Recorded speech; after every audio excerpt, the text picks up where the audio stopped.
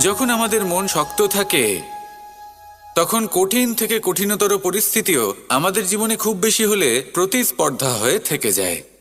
সেখানে যদি আমাদের মন দুর্বল থাকে তখন অল্প কঠিন পরিস্থিতিও আমাদের কাছে খুব বড় সমস্যা হয়ে যায়, তাই না? একটা শক্ত মন কঠিন পরিস্থিতিকে প্রতিস্পর্ধা হিসেবে দেখে আর তার মধ্যেও একটা সুযোগ খুঁজে নেয়। আমাদের শুধু এটাই করতে হবে।